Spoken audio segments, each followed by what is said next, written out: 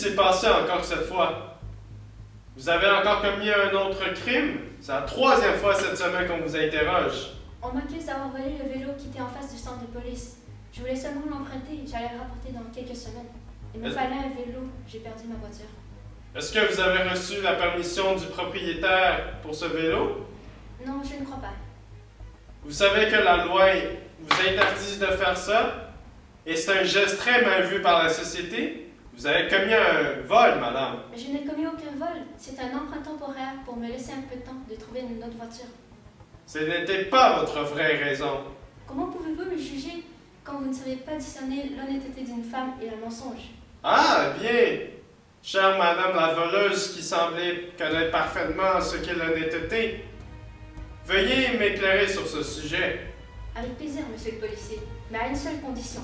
Quelle est-elle? Si je parviens à vous définir ce qu'est l'honnêteté, vous me laisserez partir sans m'emmener en cours. Très bien. Commençons alors par une évidence irréfutable. L'honnêteté et son contraire, la malhonnêteté, sont deux caractères distincts et incompatibles qui appartiennent chacun à leur propre nature. Vous parlez d'une évidence. Que je vais te libérer. Maintenant, essaye de formuler ce que je demande. Qu'est-ce que l'honnêteté? Votre question n'est pas difficile à répondre. C'est ce que je fais en ce moment, vous dire la vérité. Ah, ainsi, pour vous, être honnête serait de dire une chose qui est vraie. C'est bien ce que j'ai dit. Mais lorsqu'une personne, sachant très bien que la réponse à la question qu'elle dira sera une chose fausse, et décide de ne pas répondre directement à cette question, est-elle toujours une personne honnête? Je ne comprends pas ce que vous avez dit. Pardonnez-moi pour l'imprécision de mon langage. Laissez-moi vous donner une situation plus concrète. Par exemple, je demande à une personne si elle a volé un vélo, et cette personne me répond qu'il n'y a pas de vélo chez elle. Nous avons ensuite vérifié chez elle, et il n'y a effectivement pas de vélo. Donc, elle a dit une chose vraie, n'est-ce pas? Oui, tout à fait. Toutefois, la vérité qu'a dit cette personne-là ne répond pas à ma question. C'est-à-dire qu'elle aurait pu très bien voler un vélo et ne pas avoir caché chez elle. Dans ce cas-ci, elle a bien dit une vérité. Mais cette personne-là n'est pas du tout honnête, car elle a tenté d'omettre une autre vérité. Ce que vous dites semble logique.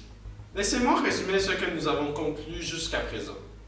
Vous avez bien affirmé qu'une personne qui dit une chose vraie sera nécessairement honnête. Oui, vous dites vrai.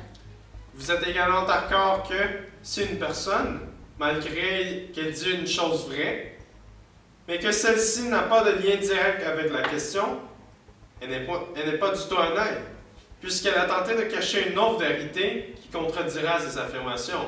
En effet.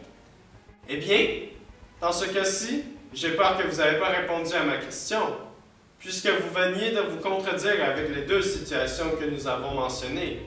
Serez-vous prête pour une autre tentative de répondre à ce que je cherche? Oui, je crois bien.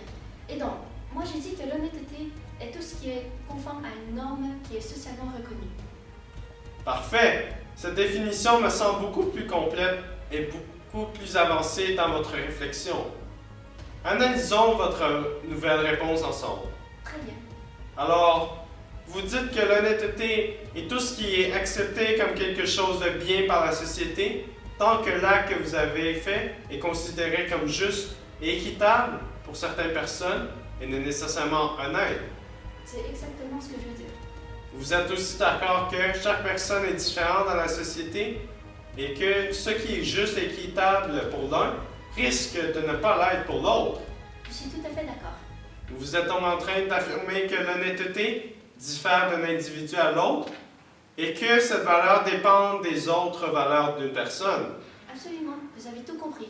Mais alors, vous affirmez qu'un fait peut être honnête et malhonnête en même temps?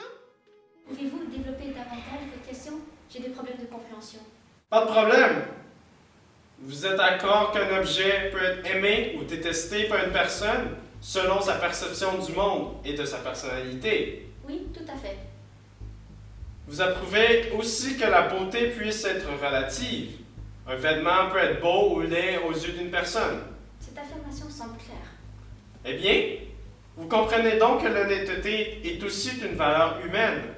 et que la perception de cette valeur est relative. Oui, je comprends mieux maintenant. Et donc, l'honnêteté, puisqu'elle est une valeur, peut être honnête et malhonnête dans les mêmes circonstances. Il suffit d'analyser le point de vue des gens qui fondent la société. Exactement. Mais pouvez-vous donner un exemple? Absolument. Prenons l'exemple des deux voleurs. Et qui se trouvent face à la justice parce qu'ils ont volé eux aussi des vélos. Admettons aussi qu'ils ont une sentence de 10 ans à la prison, mais que le premier voleur, pour protéger son ami, en fait son complice, remet tout le blanc sur lui-même. Trouverez-vous donc c'est honnête chez le premier voleur d'avoir accompli ce geste courageux? Oui, totalement. J'aurais fait la même chose pour mon ami. Mais êtes-vous certaine que lorsque votre ami serait libéré, il va arrêter de voler dans la société et qu'il deviendra un homme bon? Maintenant que vous dites, je ne crois pas. Alors, votre ami va continuer à voler des vélos et cette protection que le premier voleur lui a offerte n'est donc plus conforme à une norme socialement reconnue. Je déduis donc que cet acte ne serait plus honnête. Oui, on pourrait le voir de cette manière. Alors pour ce même geste, il est d'autant plus honnête que malhonnête, contrairement au consentement que nous avons établi au début. Nous voyons que l'honnêteté et malhonnêteté sont reliés ensemble. Ce que vous dites semble plausible. Mais alors, votre raisonnement ne tient pas debout. Mon Dieu, cela ne semble pas marcher. Je vais essayer de vous donner une autre réponse. Je vous encourage fortement. L'honnêteté est une qualité de l'esprit pur dans le but de faire le bien. Excellent. Vous semblez vous approcher de plus en plus de ce que je cherche. Maintenant, expliquez-vous. Reprenons dans l'exemple du début avec les deux voleurs. À la place de protéger son ami, les deux voleurs se livrent à la justice et confessent leurs moindres détails de leurs actes. Ainsi, leurs esprits ne sont pas corrompus par la tentation de mentir et le fait de se livrer garantit le bien-être de la société. Ah, nous venons d'établir un exemple incontestable. Êtes-vous certain de votre exemple? Car vous risquerez d'être déçu par la suite des choses. Pourquoi vous dites cela? Tout d'abord, lorsque nous analysons un fait, ne retraçons-nous pas l'historique de la chose avant de fournir une définition finale? Bien sûr, il faut toujours comprendre la cause d'un événement. Ne pensez-vous pas que l'honnêteté ne doit pas se fixer uniquement sur les gestes présents et que nous devons aussi regarder le passé? En effet, je suis d'accord. Ainsi, le fait d'avoir volé les vélos, ne pensez-vous pas que c'est parce que leur esprit était déjà corrompu et que c'est à cause de cette corruption qu'ils se retrouvent devant la justice? Vous dites vrai. Ce n'est donc pas leur esprit pur qui les a amenés à se rendre, mais plutôt la pression qu'exerce la société et la justice, car ils n'ont aucun chemin de sortie à leur portée. Alors, tu n'as toujours pas fourni une définition finale à ce que je cherche. Nous avons seulement conclu que l'honnêteté est souvent associée à la vérité et qu'elle vient d'un esprit pur qui contribue au bien-être de la société. C'est bien ce que nous avons conclu.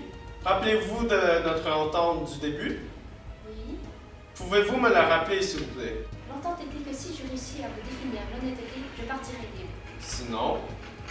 Sinon, j'irai en prison. Eh bien, comme nous n'avons toujours pas une définition définitive de ce qu'est l'honnêteté, j'ai peur que je vais devoir vous amener derrière les barreaux.